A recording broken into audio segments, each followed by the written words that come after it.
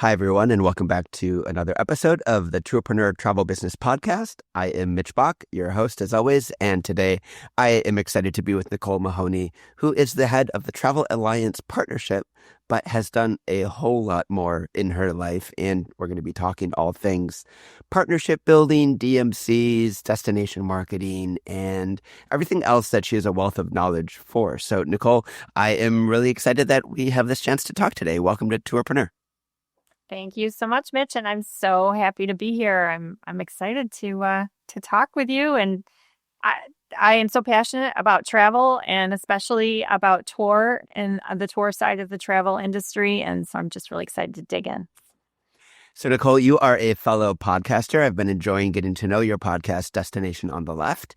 And we met at the American Bus Association conference, the beast of a conference this year. Last year it was in Philadelphia. And we really bonded because in many ways we're doing something similar, although quite different in terms of helping to connect tour operators and help them discover the connections necessary to build great partnerships and great businesses. So I was wondering, just by way of introduction, if you could give us a little bit of the rundown of your path in this industry and where it's led you today.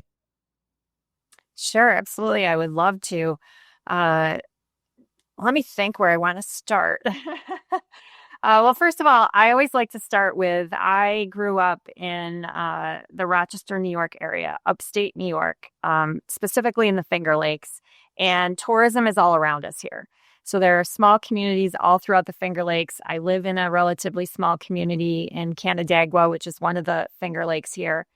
And I see every day how important visitors are and the visitor economy is to our community and to our quality of life and to just enjoying what we have. And so that passion for small business and the passion I have for, a thriving Main Street and thriving economies is really what drew me into travel and tourism.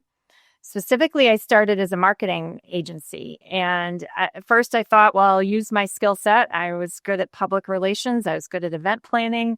And I thought, well, we'll start here and I'll help small businesses really kind of attract visitors and customers and what they need in order to grow and thrive. And over the years, I have evolved our agency into much more than just a marketing agency. Now we are truly a partnership. We have a membership structure, which I think is a little bit where you and I overlap, except not exactly. But we do have a group of tour operators who belong to our partnership, as well as a group of suppliers representing DMOs, accommodations, attractions.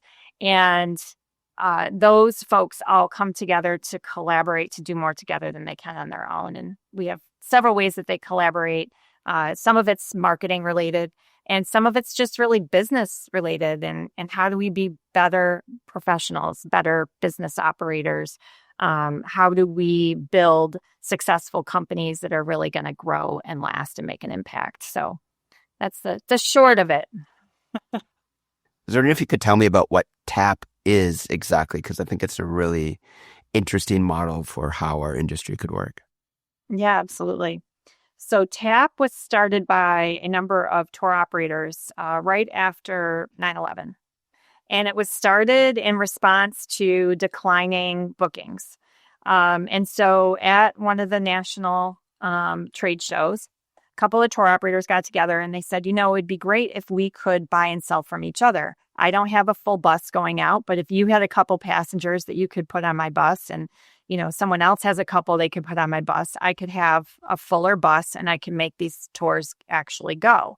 And so a number of tour operators got together and they formed this company, TAP, Travel Alliance Partners, with the idea that they were going to buy and sell from each other and help each other fill their tours. And this was really in response to a downturn that happened after 9/11. Over the years, they expanded into a number of different types of collaborations. And one of them, which I think is really interesting now, is this idea of having these corporate partners that belong to TAP or come to TAP.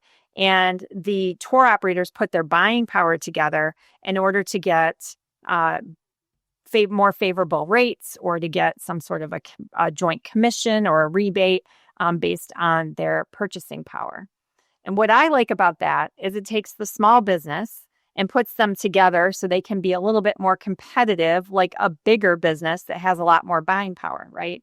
And so there's these relationships that they form that help them save money and be more competitive. So there's that piece. They still have the marketing piece where they're buying and selling from each other. But now beyond that, they actually put their tours on a shared website together and co-market to travel advisors and to others to, buy their tours. So that's another way that they work together. And then they also have this kind of owners network, which I know, Mitch, you have a more formal owners network within your group, but where they can share best practices and they have kind of this advisory council, if you will, that they can lean on and they trust because they each know each other so well. So that's the tour operator piece. And then we also have suppliers who belong to our organization who want more access to these tour operators. And the tour operators really appreciate the suppliers. And they're their go-to, like first, when they're working on a new tour, they're always looking to see who's in the TAP network because these are people they just have deeper relationships with. And if what they're looking for isn't in the TAP network, they can usually find a referral, through the TAP network that will get them what they need. And so when I first found out about TAP, one of the things that I loved about it, I attended a TAP dance, which is their annual travel conference. And it was the first travel conference I had gone to where the suppliers were treated by the buyers. So the buyers actually treated the suppliers to some very special experiences that the buyers paid for instead of the opposite way. And so what they were doing is really showing how much they value the whole ecosystem. It takes the suppliers and the buyers, the tour operators, to really make it all work in partnership together. And they really, through their travel conference, kind of showcased how important that was. A lot of the larger conferences, the tour operators are, they're in their own breakfasts by themselves. They're, it's not the same. Not that they don't appreciate the buyers, but this is just a way, or the suppliers, but this is just a way that they demonstrated it. So in 2018, my marketing company started doing the marketing and helping organize the event for TAP. And then through the pandemic, the tour operators that owned TAP really felt they needed to focus in on rebuilding their own companies and keeping their own tour operations going. And so rather than having them close down TAP or let it go, my company ended up purchasing it. And then we've evolved it now into what it is today, which is everything I just described to you, including what we call strategic growth services, which is the marketing arm of the organization. And so now we're one company, Travel Alliance Partnership, and collaboration and partnership is just core to every single thing that we do. Yeah, I mean, I love the idea of marrying your marketing efforts with what you're doing in terms of partnership building and putting it all together. Like, it sounds obvious, but it's actually incredibly rare. Well, I mean, it is. But I will say it's because my team had a strategic plan. We had a vision of where we wanted to take the company. We knew how we wanted to serve the travel industry. And although we didn't know how we were going to get there, when the opportunity to acquire TAP came up, it fit within our vision. So it made it easier for us to say yes, or easier for us to not just say yes, but to even see the opportunity in the first place, to be able to explore it, to get to a yes. And again, that comes back to having a strategy, a vision for your company of exactly where you fit, who you serve, and how you serve them. And once we did that, to your point, Mitch, it did become and seem like it was very obvious, but it's not, it's one of those, it's a journey. It takes a little while. But as a company, we're able to do so much more because we have both sides of it than we were as two individual organizations. I wrote a LinkedIn post about this just like a week ago because it's been on my mind.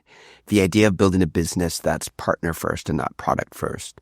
So not thinking about a business as a set of things that you go home and create in your mind and then seek out the right partners, but rather finding these incredible partners at these conferences or at these meetings, wherever it is, and then saying, what can we do together?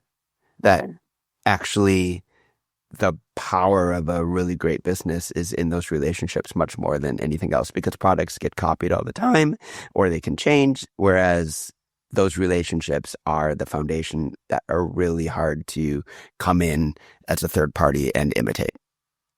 Absolutely. I couldn't agree more. And I think it's interesting when you think about partnership or collaboration as a strategic imperative. Like, I keep coming back to strategy, but we've done a few studies on collaboration in the travel, tourism, and hospitality industry. And one of them was on the operationalization of collaboration in the industry. And by operationalization, what we were exploring was, how do businesses put partnership or collaboration into every aspect of their operation, from sales to product development to finance, IT. Like, we asked across all of the different sectors of a company.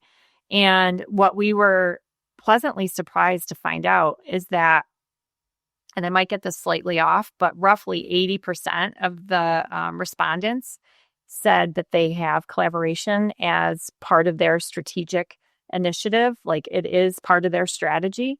And almost 50% said it was a documented part, which that surprised me as well. Meaning, to me, you can say it's part of strategy of how we work, but if it's documented, that means you've really thought through at least where it fits. And we saw, when we asked for all different parts where you use partnerships, it was across the board, operationally, marketing, sales, as well as HR, IT, like in a lot of places where people find value in partnerships. And I do believe it's the way. I think this kind of goes back to what you asked me in the very beginning, which is, how do you stay ahead? Like, what makes a successful business? That growth mindset. And part of your growth mindset has to be, I guess, a collaborative mindset, because that's how you're going to stay ahead. We can't figure it all out on our own. There's just too much. So the reason we are similar but different is because we both believe fundamentally that these types of collaborations and partnerships are the foundation of a really great business. Mm-hmm. We have nearly 20,000 people floating around our orbit. How many are in TAP? Yeah, so we're very small compared to that. We have, in TAP itself, I would say less than 100 members, because we have 21 tour operator members, and we probably have 50 or so supplier members. Then we have folks who come to our event who aren't paying members, so they're still part of our community, but they're not paying members. And there's probably about 1,000 of those. So we're small, because for us, it's about those deeper relationships. I know I can call up Mitch. I have this issue, and I can call Mitch. I know him personally. So it's not about huge numbers. Now, if I add in my podcast and some other, our e-newsletter subscription and stuff, then that gets bigger, but that's not the community that we're cultivating. That's kind of like, those are how people are gaining awareness. And then eventually, if they're attracted to what we do, they'll raise their hand and they'll come into that smaller group. Yeah. That's how I think about it. I think small is the future. I mean, You even look at parallels in sort of social media where people are sick of the idea of the 1 million follower person or whatever. Like, they actually just want a meaningful small group chat on WhatsApp, or, behind a DM wall or whatever. Like, we're all, I think, wanting deeper, more meaningful and better, smaller collaborations and relationships, rather than always having to fish in this huge pond. I agree. It's a model, but it's also hard to know like who to build as your partners, right? I mean, who's in TAP? You've got 21 tour operators. Those are all multi-day tour operators that are like the tour Yeah. operator members. They're all multi-day. Yeah. So there's a certain type of tour operator that fits with TAP, and it's multi-day. It's a certain size. I would say we don't have a hard and fast rule, but I'd say at least $1 million in sales, as high as maybe 20 million, but not much higher than that, right? So it's a smaller operator, and there's a vetting process. So we look for operators that are going to complement the operators we already have, because the model really is they're buying and selling from each other. They're co-marketing together. So we don't want to have 20 operators that all do New York City, as for example, right? We want to make sure we have operators that represent a good swath of what we have to offer, not only in North America, but even, abroad trips, et cetera. So we're looking at balancing it all the time. Yeah, I love that. So these operators, who are they collaborating with? Like, who are the other members? So the tour operators are collaborating with each other a lot, Sure. right? They're either buying and selling from each other, or some of them, they use each other as a way to create more programs without having to put on more tour planners to do the programs.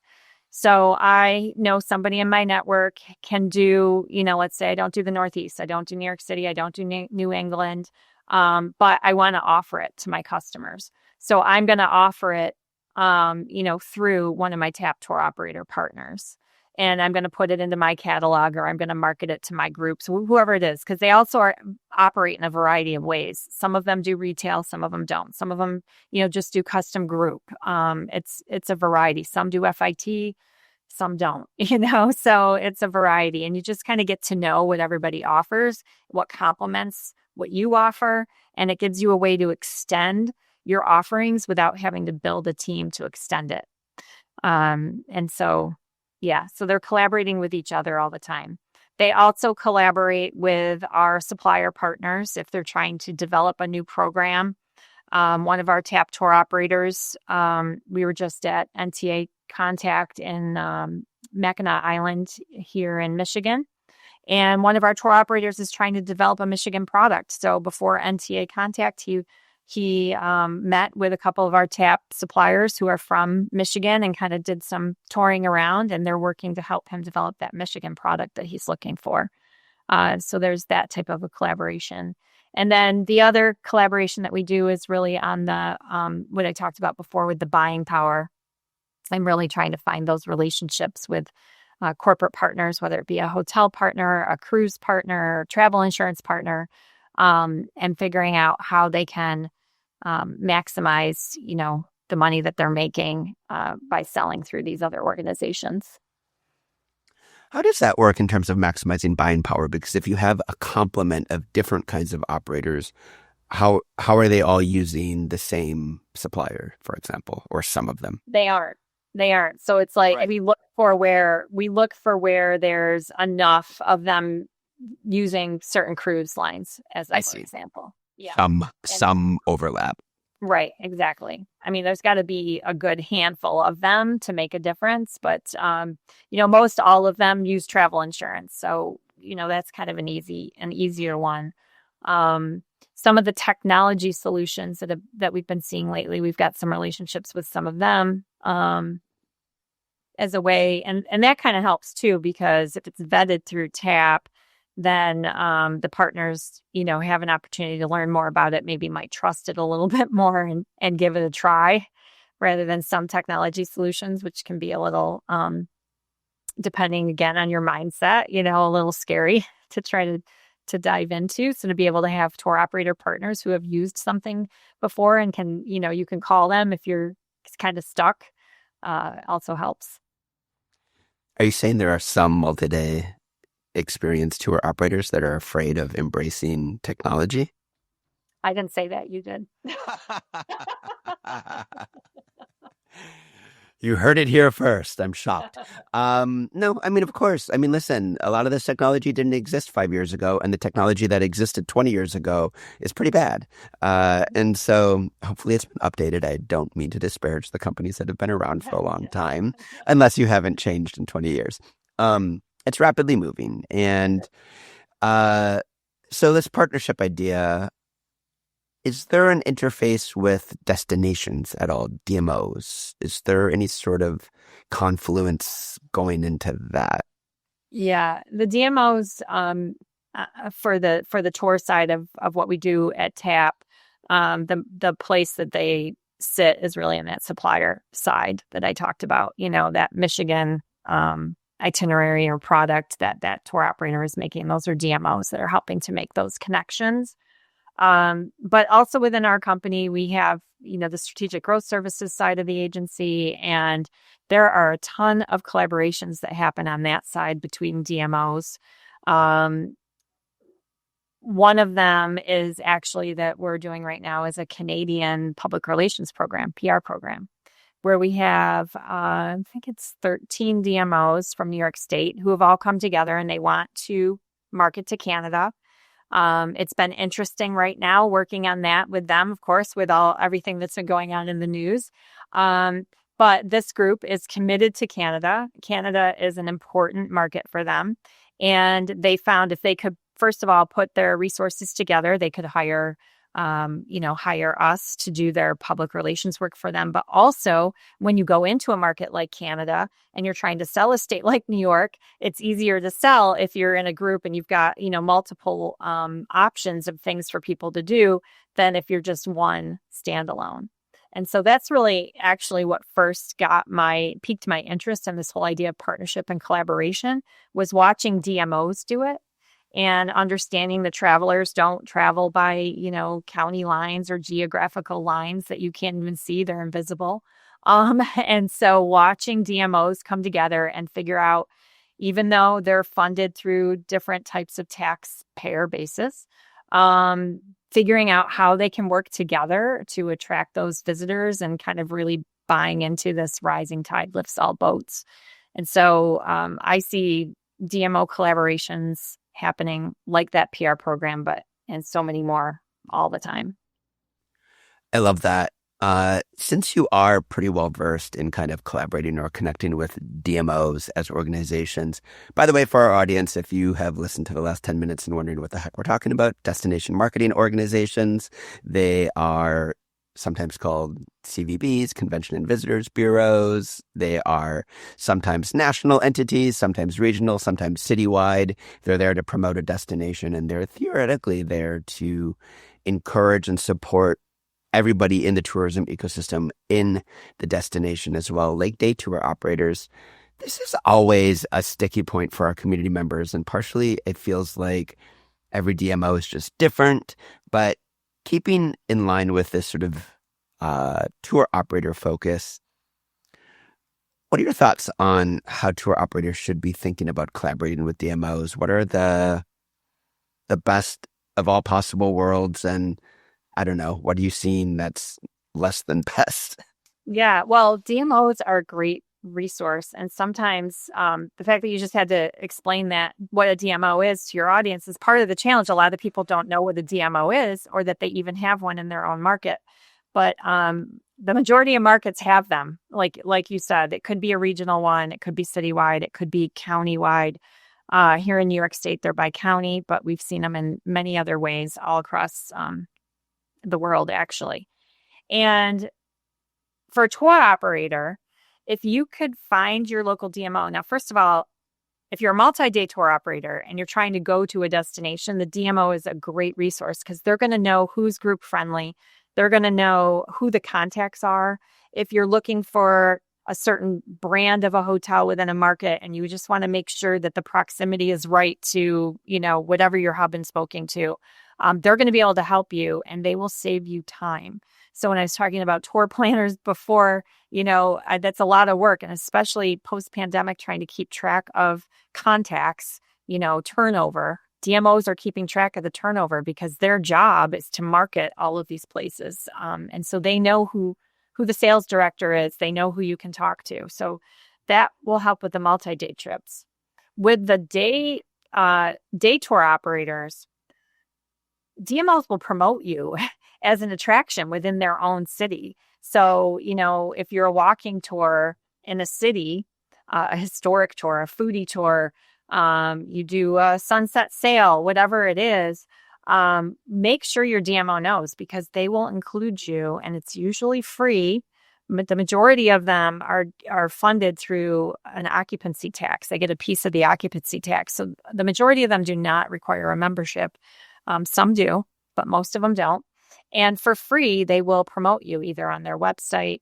If you get a really good relationship with a DMO and they have, a travel writer coming to town, they might call you up and ask you to show this, to have this travel writer experience your tour, which gets you more exposure that way. So DMOs are great cheerleaders for the destinations, but also really, really good partners for every tourism asset that's within their destination. So highly recommend, if you don't know your DMO, find them, meet them.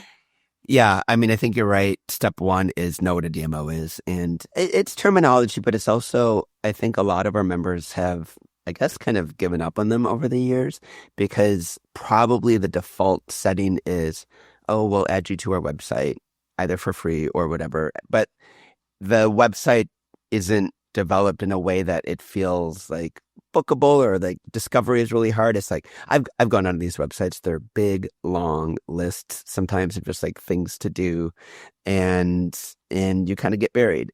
Are those websites successful? Are you seeing conversions happen through them? And if an operator has a sort of, I guess, average feeling towards them, what are some ways that they could improve that or be proactive? Yeah. Well, first of all, for your question about the websites, so a DMO's website has a different purpose than a tour operator's website. DMOs are not selling the product. So that's an interesting kind of position that they're in. They are marketing the product of the destination, where to go, what to do, places to stay, but they're not the booking engine. And so their job really is to get people to click off of their website onto your website. So those listings are important. But a listing I can see, especially if you're in a big destination, you're some small, it's your small listing among hundreds. That, again, back to what we talked about earlier, that's not helping you stand out. And what I recommend is that you really get to know the right people at the DMO. A lot of DMOs, especially if you're in the tour business, would have someone that's in charge of travel trade sales, group sales, something like that, a title like that. That would be somebody worth getting to know, because they will be great referrals for you. And then the other person I would try to get to know would be the communications manager, or marketing manager. Could be any type of title along those lines. And the reason why is because the communications manager and a lot of these websites will have blogs, for example, and a lot of them like to do roundups, so like dog-friendly places, or, best food stops, or they'll come up with very creative ideas. Maybe it's a Mother's Day, maybe it's event related. Maybe it's a Halloween post or something if you have a haunted tour, let's say. So getting to know their blog content, then getting to know their communications and marketing folks will hopefully get you into maybe some of their own blog posts or into their social media posts. They're always looking for content to share about their destination.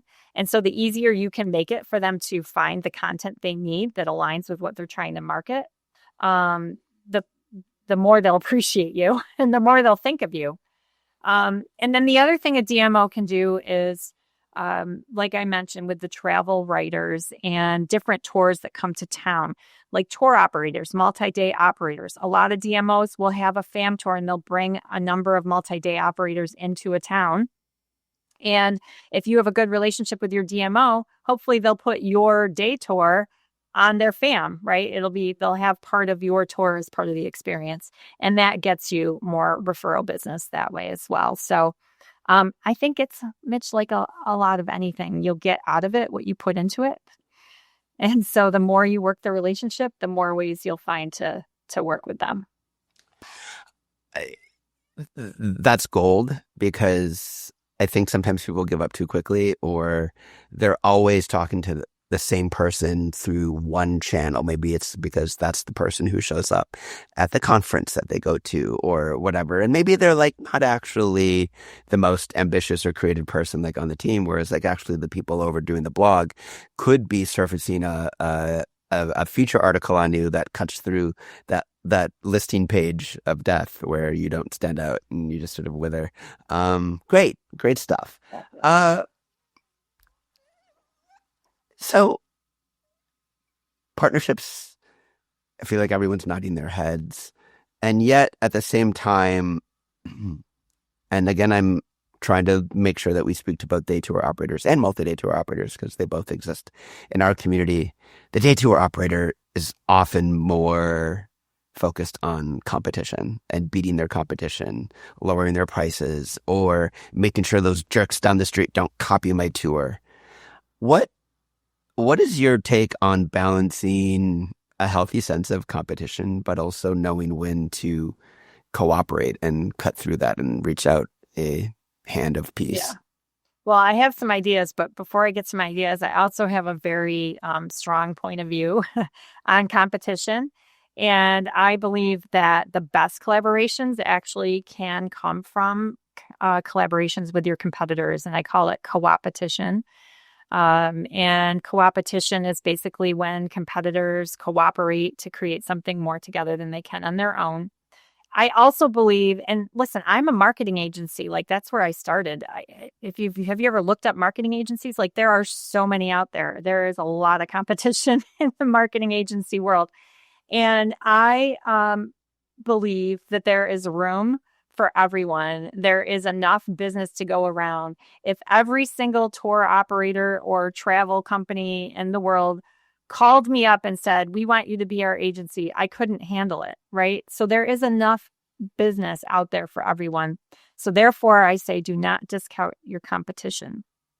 However, healthy competition can be good. I do have healthy competition with, others in my space.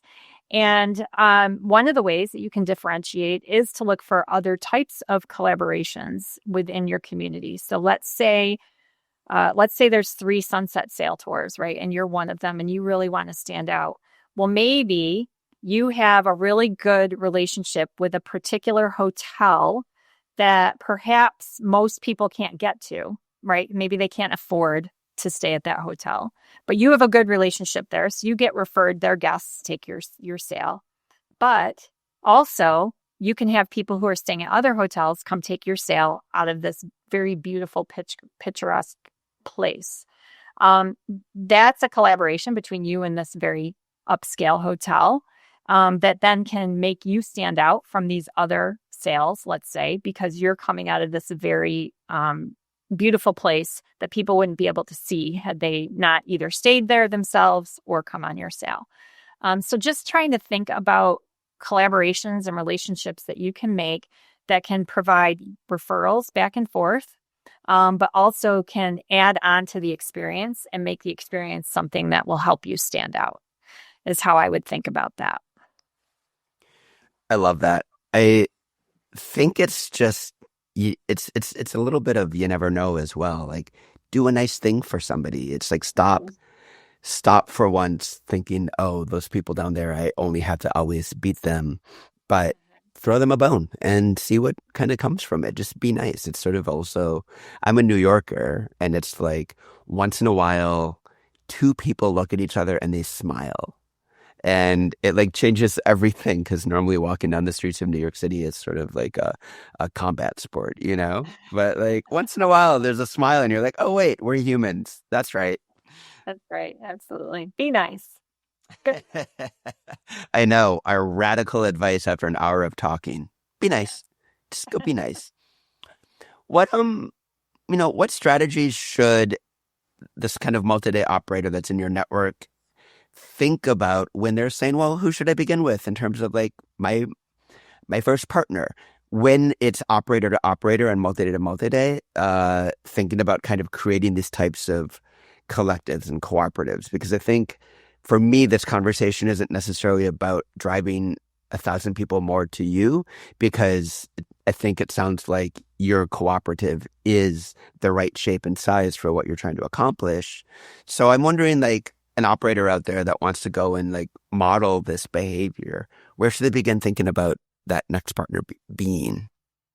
Yeah, well, I see this happen at those conferences that we've talked about. If you're in the States here, American Bus Association or NTA, Travel Exchange. Or And Tourpreneurs Conference coming up in Charleston, South Carolina. Oh, yes, of course. And so I've never been to Tourpreneurs, but I'm sure this happens there as well. And that is, people will end up at these conferences talking to each other. I just witnessed it. I mentioned I was at one just this past weekend. And one tour operator is putting together a Route 66 program, because next year is a big anniversary year for Route 66. And this other operator who's from the Pacific Northwest, I witnessed this conversation in the hall, said, I really want one of those programs, for my customers. I'm going to reach out to you because I'd like to put your tour into my catalog and promote it to my customers, because I want one of those programs, but I don't want to create it for myself. And I witnessed that sort of thing happen all the time. It's not just at TAP. It happens naturally. But what I would say is those conversations start, and what you need to do is get a comfort level with that person that you're going to partner with. Because especially when it comes to tour operators, one of the things that I've heard a lot from tour operators who are putting their customer on someone else's tour is they want to make sure their customer is going to have as good of an experience on that person's tour as they would on their own tour, because it's their reputation, it's their quality, and they want to make sure that the quality is matching the experience and the expectation if they're going to make or send a customer on someone else's tour. So you'll want to make sure you vet through that with whoever you're talking to. And that's one thing that through TAP that we do. Everyone knows through TAP that they're all operating similarly in a similar level of excellence. So there's a different kind of comfort level there, but anyone could do this. It's really just, again, comes back to relationship building and building that trust, and then start with one thing, Well, I think also in the multi-day world, the lifetime value of a customer is so huge. It's one of the benefits of getting to be a multi-day operator. And they outgrow you at a certain point unless you're a very, very large operator. It's like, all right, how many times can I go to the Grand Canyon with you? I want to go on a safari. Well, partner with the safari operator instead of losing that customer to people who just go back to Google to figure out their next holiday because they've done everything with you. It seems really obvious to form a network of like-minded operators that are operating a similar kind of experience that you can, as a business relationship, recommend not just being nice, but creating these sort of ecosystems that allow that customer to stay trapped in your web of delight.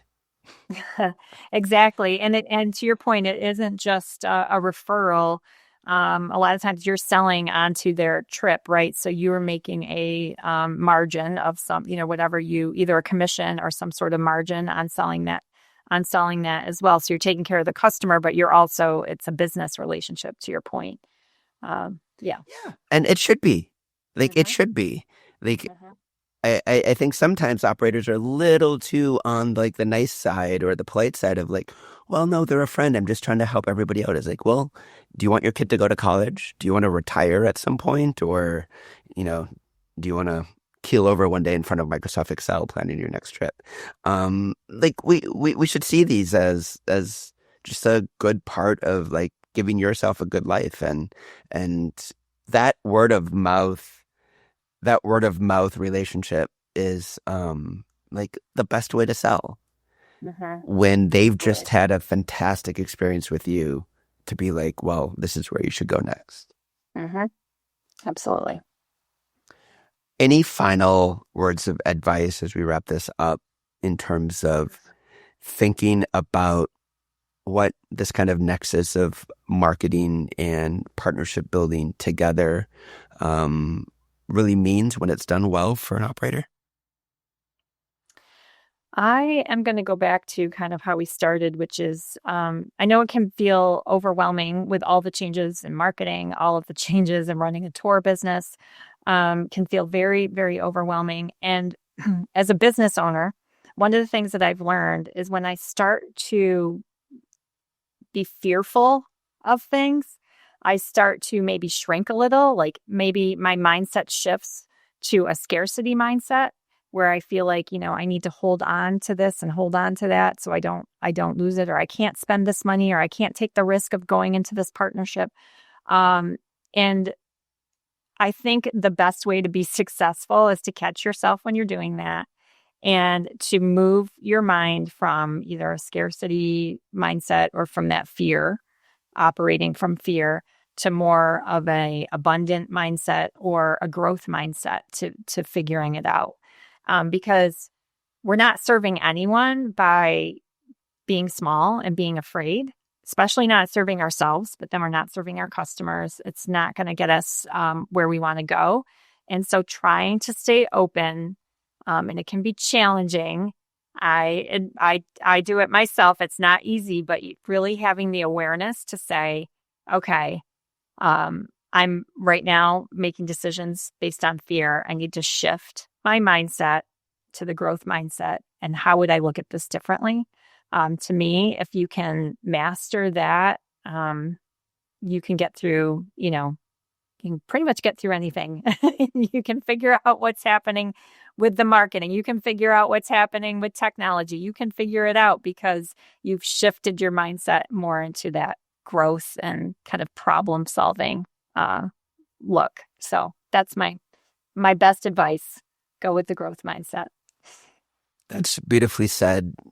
As we wrap up, Nicole, it's been really great to have you here and just probe you with all of your insights. But how could our audience continue to get to know you and what you're doing at TAP and everything else better? Well, I'm happy to have anyone email me if you'd like to. My email is Nicole, it's Nicole, no H in my name, at tapintotravel.com. You can find our website at travelalliancepartnership.com. If you want to check out our tour operators and all the product that they sell, that's at tapintotravel.com. And I'm always on LinkedIn. Follow my podcast. I love to hear from folks. And thank you so much, Mitch. This has been a great conversation. And I always learn when I teach, right? So when I share, I learn more because it helps me too. So I really appreciate the time. Amazing. Thank you so much for joining us today.